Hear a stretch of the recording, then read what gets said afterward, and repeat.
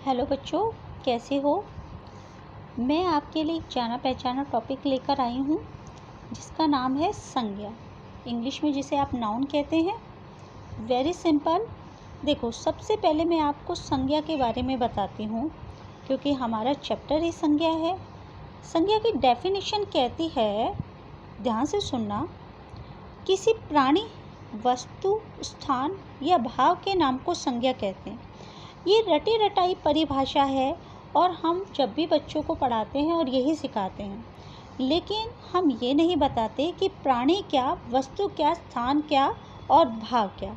तो मैं आज आपको ये एक चीज़ क्लियर करती हूँ कि प्राणी क्या, वस्तु क्या, स्थान क्या और भाव क्या। तो हमारी संज्ञा की डेफिनेशन, परिभाषा कहती है कि किसी प्राणी, वस्तु, स्थान या भाव के नाम को संज्ञा कहते हैं। तो चलो अब हम इसे इजी बनाते हैं।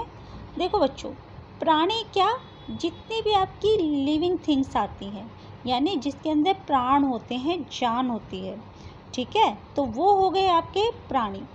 तो ये सारे के सारे जितने भी प्राणी जिनके अंदर जान है वो संज्ञा में आते हैं। फिर उसके बाद वस्तु की बात करती हूँ मैं। तो जितनी भी नॉन लिविंग थिंग्स हैं जिनके अंदर जान नहीं होती, जो ना तो ब्रीथ करती है, ना तो सांस लेती है और ना ही अपने आप मूव करती हैं, ठीक है, और ना ही अपने आप एक जगह से दूसरी जगह जा सकती हैं, तो वो सारी की सारी क्या होती हैं, वस्तु, यानी कि नॉन लिविंग थिंग्स। तो ये सारा की सारा आपका आता है किसमें, वस्तुओं में, ठीक है। तो प्राणी में एक दो एग्जांपल दे देती हूँ।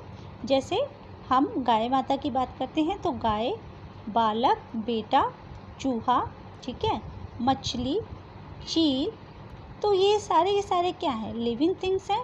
और अगर मैं वस्तुओं की बात करूं तो कुर्सी, पुस्तक, ताला, धनुष और चादर, ठीक है। तो ये सारे के सारे क्या हैं, नॉन लिविंग थिंग्स। अब हम बात करते हैं स्थान की। स्थान कोई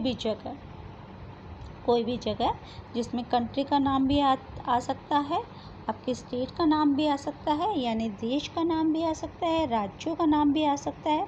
साथ में अगर आप कहते हो कि इधर बैठो, ठीक है, तो आप इसको भी स्थान में ही लेंगे। अब बात आती है भाव की, जिसमें हमारी फीलिंग्स दिखाई देती है, जैसे बचपन, बुढ़ापा, घबराहट, प्रसन्नता और सुंदरता।